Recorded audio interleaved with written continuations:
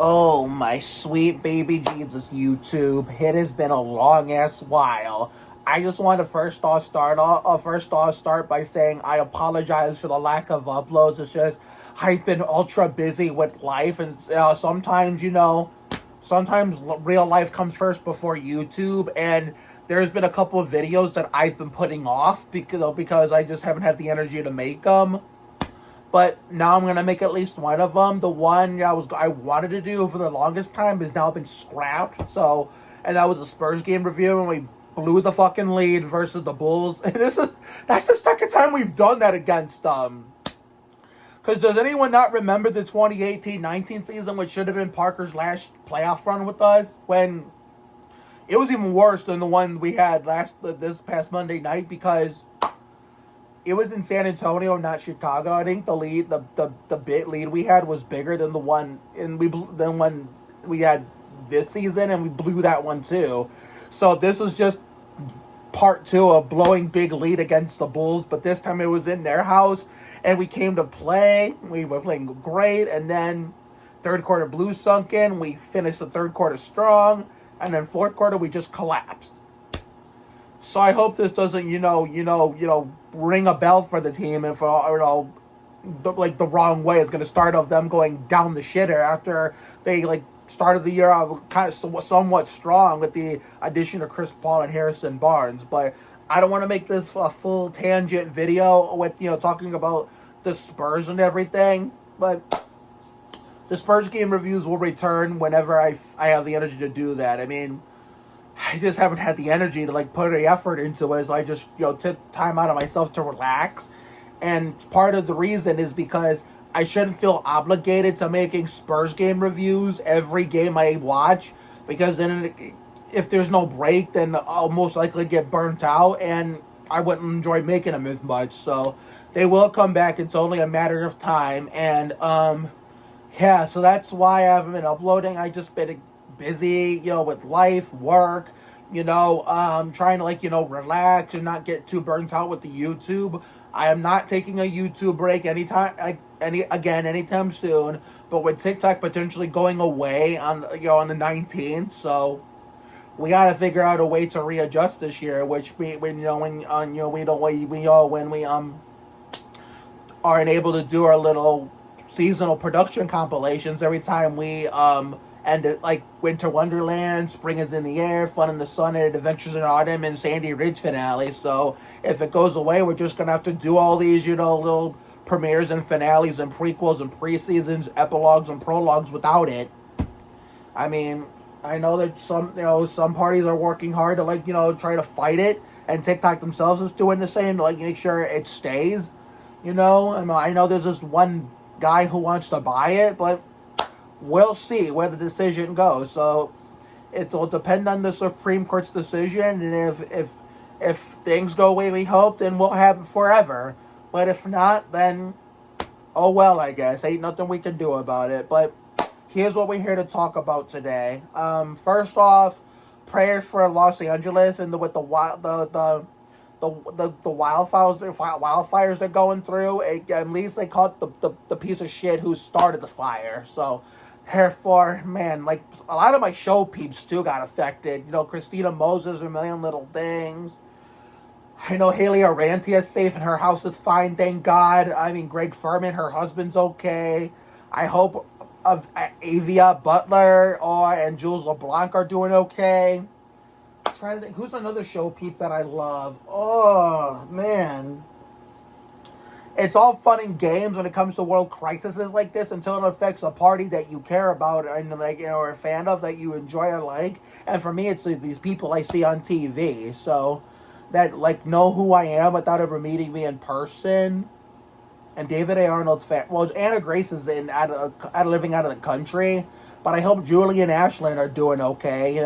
Considering they're in California still, and they're trying to get used to Anna Grace being out of town and David no longer being around, because hell, I've been dead for 3 years come September 7th through the 8th. I mean, we had to go through the grief on the 8th since we didn't know about it when it happened the day before, because that was the day of our season 2 of a premiere of Adventures in Autumn. But all those show peeps I love, I can't think of it at the top of my head, but I'm praying for y'all. And To Kate Johnson, just want to get the important stuff out of the way before we just the elephant in the room. Mallory James Mahoney from Bunked, her cousin her cancer came back, but we're praying for you, Kate. Like I mentioned in my video record message to you on Instagram, so keep the faith. You'll win and you'll get it done again. And of course, we love you. Shout out to Cassidy Kendall, and those that what was oh my god, what was that girl's name that liked my shit?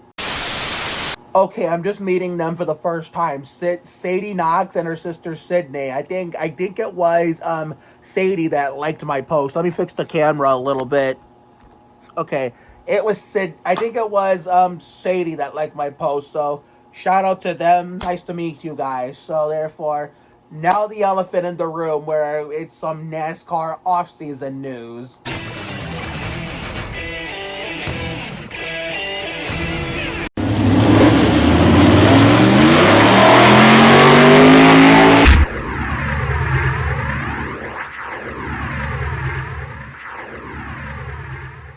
Oh, Jesus Christ. Where do I begin with this? We'll start with, the NASCAR bombshells that they dropped today, because holy shit. As far in Winston Cup only, it's still effective in Busch and Craftsman trucks, so pump the brakes. It's not completely gone. But as far as Winston Cup goes, the damaged vehicle policy has been abolished. Oh my God. That's a lot of things that that's one of the things that a lot of people wanted gone, and people complain so much about it. But usually just be careful what you wish for, because you just might get it. But a lot of people, myself included, wanted that shit gone. And guess what? That's one thing you can wish for without having to worry about being careful. So that's what we wanted. It never should have been a rule to begin with. I mean, for the safety aspects, I understood, but it didn't mean I agreed with it. So now that it's abolished, think of Kyle Petty at Watkins Glen in 2003.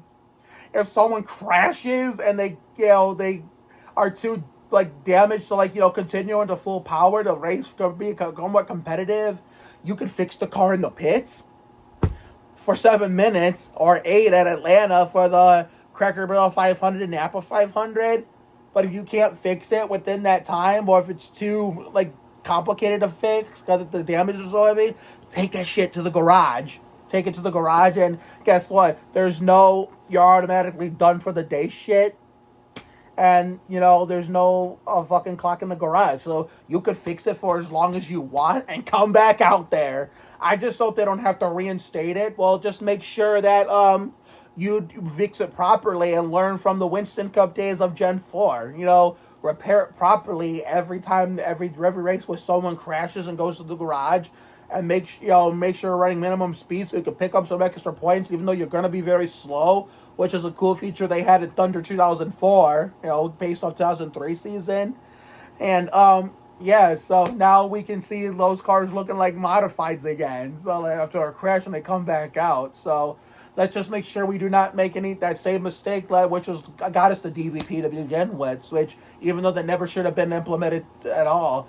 And I hope they eliminated that rule, that stupid rule, where if there's a fire in the cockpit, even if the car's clean, if it's mechanical, I hope they let you get out of the car so you can put it out. Because I remember 2022 or whatever, and they said if you got out of the car, even if it was the right thing to do, they would DNF you. That is the stupidest. That was even more stupid than DVP.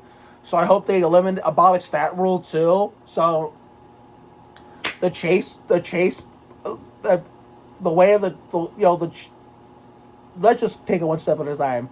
The chase points and and the waiver stuff is a hell of a lot different too. So the first thing they did was the little World Clash provisional. So if there's a foreign driver that doesn't race in NASCAR, but races in other series, like Formula One, IndyCar, IMSA, whatever, they come to NASCAR, but they just want to do it for fun, they're automatically locked in, whether they have a charter or not. So therefore, so therefore, And oh yeah, I was fumbling for words because I forgot what I was gonna say, but I remember. I lost my train of thought. So even if you win the race, it'll count towards you'll award get the win, the trophy, the amount of winnings, and you'll be eligible for the Winston All Star race, but you won't be eligible for the playoffs since you're not running NASCAR full time. So, for example, the only bad part is it takes away the joy of seeing him race his way in. Helio Castroneves is locked into the Daytona 500 the day after my Robbie Gordon 31st birthday, no matter what. So hypothetically, if he were to win the 500, he'd be eligible for the Winston this year, next year, but he wouldn't be eligible for the playoffs. I would say Chase or anything. So therefore, that's one open car out the window in terms of trying making it a fun 125. But the rest of them that should be interesting. So therefore, so it's for any reason except for medical. If you miss a race, and even if a waiver's granted, unless it's a medical situation, guess what? You'll lose all your chase points, and if you win a race after that and make the chase with this stupid winning your in gimmick that still needs to fucking go, you'll start off with no chase points. You're going to start with the 16th seed, have to work your way up. And guess what? Suspensions, you guys on the track better not be right hooking people, because that's not an excused absence no more. That's the most complicated thing I have to explain, because if someone gets suspended for doing something stupid on the track, and if they grant a waiver, okay, but then you lose any playoff points you had, you'll lose. And if you happen to win a race to get in the chase, then guess what? It doesn't matter. You won't earn any chase points. And after that, and no matter what you do in the races after you win, you have to start in the 16th seed and work your way up with 0 points. So, oh my God. So you guys you can't even express frustration on the track no more. So, I mean, you could do it in ways that is not egregious, like, right hooking people like Bubba at Vegas in 2022, Chase Elliott in 2023 at the Coke 600. So it's just, I guess that's my way of saying you can express your frustration on the track still, but be mindful and not right hook someone, as in you right hooking, someone forgetting that, there's bigger consequences for doing that now compared than it was in 2024, 23, and 22. So be mindful, guys. Be mindful. So therefore, but I'm glad Helio Castroneves doesn't have to worry about missing the race, meaning we get to have 4 Trackhouse cars in the field. Suarez, Chastain, my dad, and Crotcha Doom's driver. Because my dad and the Crotcha Doom are teammates. My dad's a Suarez fan. The Crotcha Doom, Dave Allen Baker, over in Turn 1, is a Chastain fan. After Kenseth and Harvick retired, he had Harvick at this Kenseth replacement, but now they're both retired, so he's a Chastain fan. Helio Castroneves and Shane Van Gisbergen. So Shane Van Gisbergen, first, let me go this just real quick.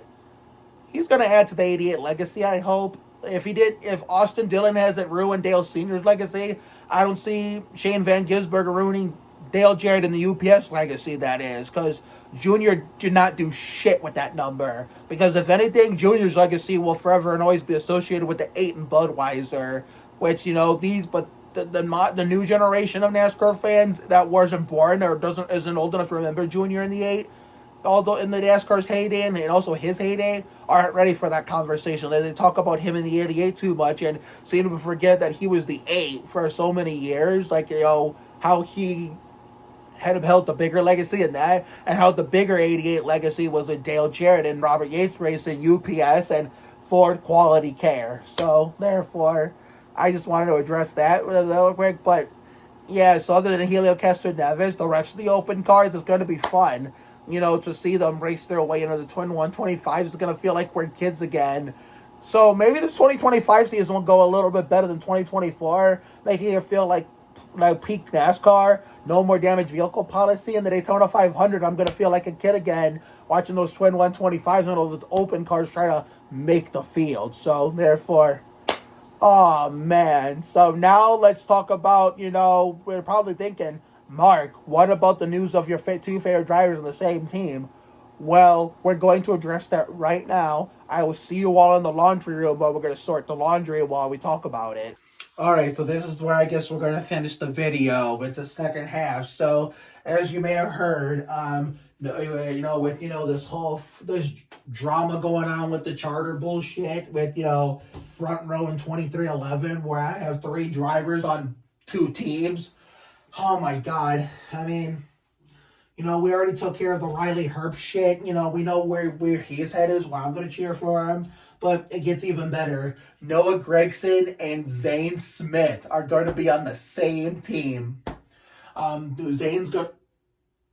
Yeah, Noah Gragson and Zane Smith. I want to make sure I had the right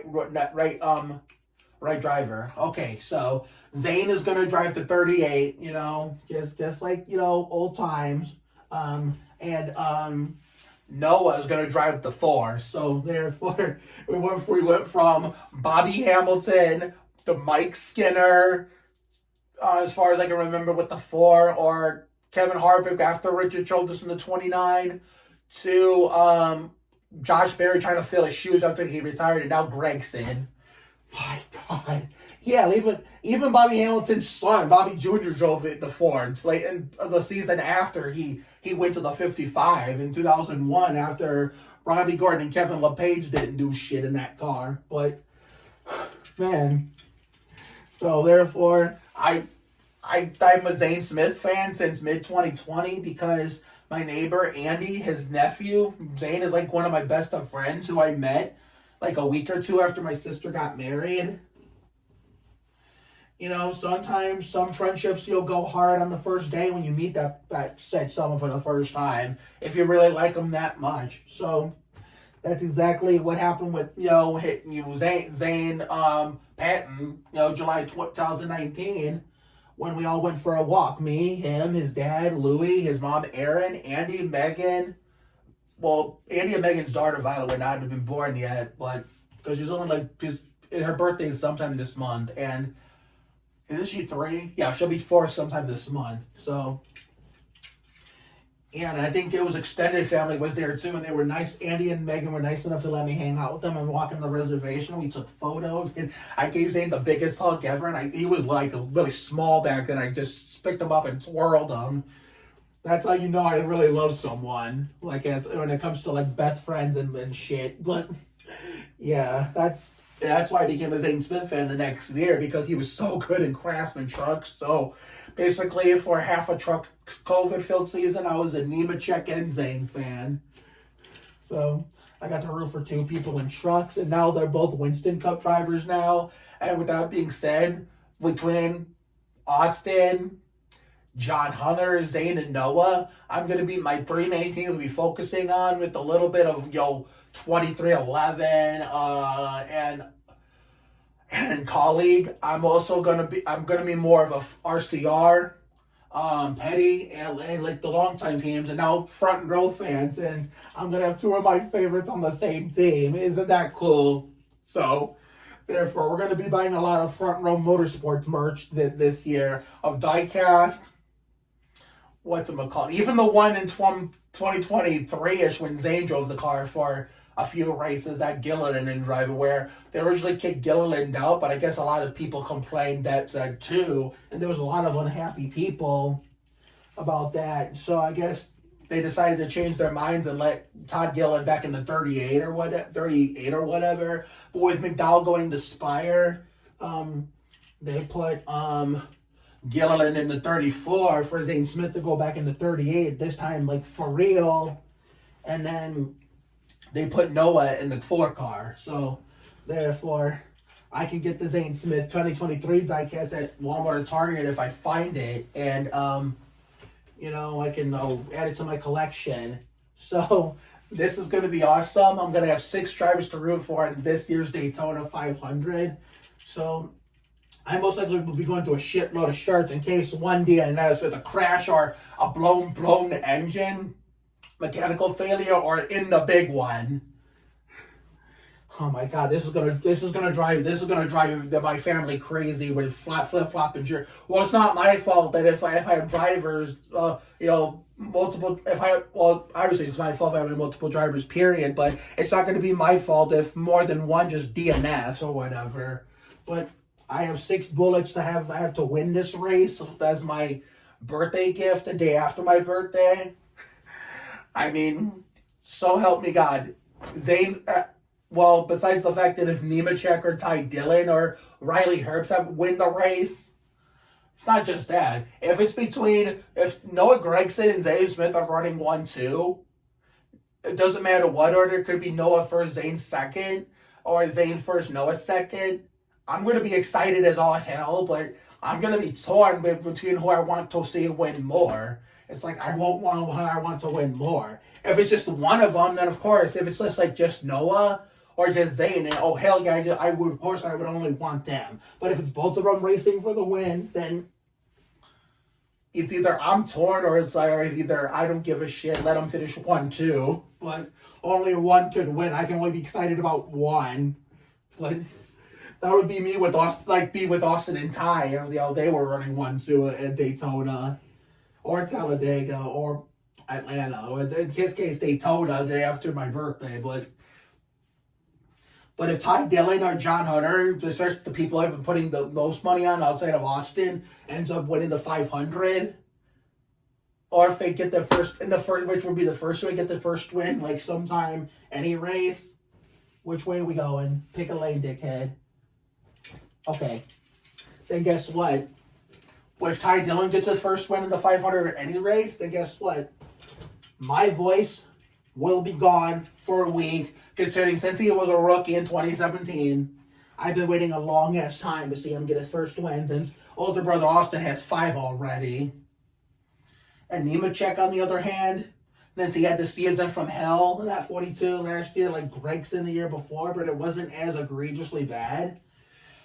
Nemechek gets that win this year, no matter where it's at. It would be extra special if it was the 500. Then my voice is going to be gone for a definite period of time. There'll be no timetable when that shit comes back. I'll be so excited. I'll lose my voice. I'm excessive yelling more than I did when Austin won the same song Radio Shack 500 in Texas, when I lost my voice then. Yeah, I completely lost my voice for a whole night when Austin won that race at Texas. It didn't come back till the next day. So, yeah, if Ty wins, it'll be any race this year. It'll be the same thing, except it'll be gone for a week. If Nemechek wins, then it'll be gone for an indefinite amount of time.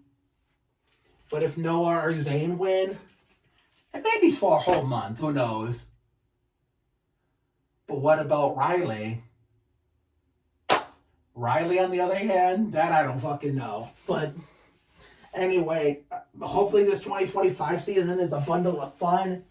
And I hope the season isn't filled with filled with a bunch of stupid BS happening in half the races, because that's what it seemed like last year. There were like 5 or 6 good races, while the other 20 plus had stupid BS happen in it, which tainted the majority of the season. So therefore, I just wanted to come on here and just address that and tell you why I have not been uploading. So therefore, the Spurs game reviews will come back when I have the energy after a game, maybe Saturday. And, they said the game's still on despite the wildfires at Staples Center. So pray for LA, pray for my show peeps, all those people. I don't care about the celebrities in general that the people on Facebook are bitching about. I just care about the ones that I've seen on my favorite show. So the people who hate them and say that fuck Hollywood or Hollywood clowns, you can go fuck yourself, because majority of those people I see on my TV are my friends, and basically, you know why? They know who I am for being a loyal supporter and, being consistent watcher and fan of their show, which is why they follow me on social media, which is why some of them have video called me.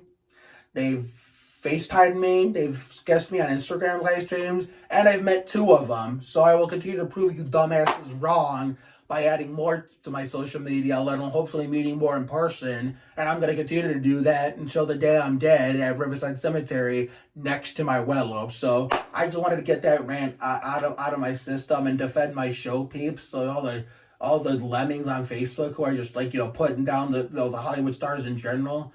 Who cares if they're billionaires? They're people too, and it shouldn't happen to anyone. So, if a fire happens to you and it burns down your home, then guess what? Y'all won't be saying that either. Then you'll regret saying what you said about those show peeps. So sometimes we gotta watch what we say, even if it's about the celebrities. You guys don't give a shit about, but guess what? I do. And Stop saying that we don't know those people. Well, I would like to have a word with you. The ones I see on TV, at least, I know them from a standpoint, not personally, but like again, they're my friends. So a lot of my friends on social media, they follow like on Facebook, they follow me on Instagram. They until if TikTok goes away, they won't. But as long as they somehow saves my miraculous chance, they follow me on TikTok. Some of them subscribe to me on YouTube. They follow me on Instagram before my old Twitter account got sniped. A bunch of them, including almost all of Live and La Vida Labras, have followed me on Twitter. So the ones who say we do not know those people, well, you can go fuck yourselves for one. And two, people like me who actually get to be friends with these people and, get them to comment on our stuff, follow us, follow our socials, that's not Facebook, Instagram, Twitter, TikTok, subscribe to our YouTube, be friends with on Facebook.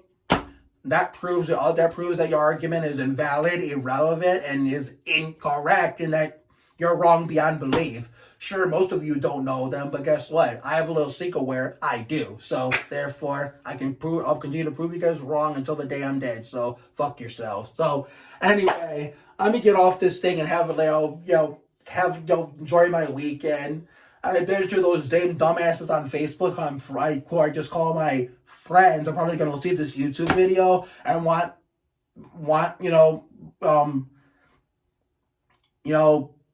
the authorities to take me to jail because I just called them out. Well, tough shit. I'm just defending my show, peeps, against you pieces of shit. But anyway, let's get off this thing before we get ourselves in trouble. So have a good night tonight and a better day tomorrow. Take care, everyone. Good night. And I will see you all for the next video, whenever that may be. And not only we continue to pray for LA and my show peeps and, stick it to those dumbasses, those lemmings, and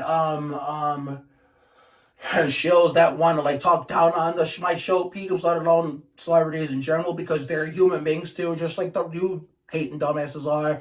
But let's continue to pray for Kate Johnson, and hopefully she kicks cancer's ass for a second time, and send lots of love and happy early Tony Stewart 20th birthday to her cousin Mallory James Mahoney. A shout out to their friend Cassidy Kendall, and nice to meet you, and greetings to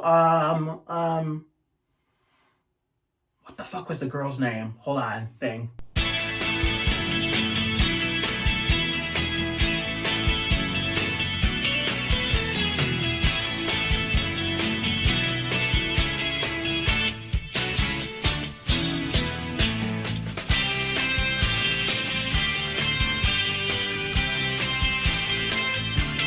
Sydney and Sadie Knox. So therefore, I want to send, a greetings to them, and nice to meet you, and thank you for the friendship, and best of all, thank you for, Sadie at least. Thank you, Sadie, for the friendship and liking my video recorded message to Kate. I know she is an important person to you, and that really means a lot that you found me. And, I hope I can make friends with you and your sister Sydney as well through all of this as we continue to cheer Kate on to hopefully kick cancer's ass for a second time and, beat the odds of people having cancer twice. And I'll close out the video by saying this to Kate once again. Alex Trebek would tell you the same thing if he were here and if he had won his battle, which I hope you can do, which something he sadly didn't do. Just keep the faith. You'll win again, and you'll get it done again. Thank you. We love you, Kate. See you later, everyone.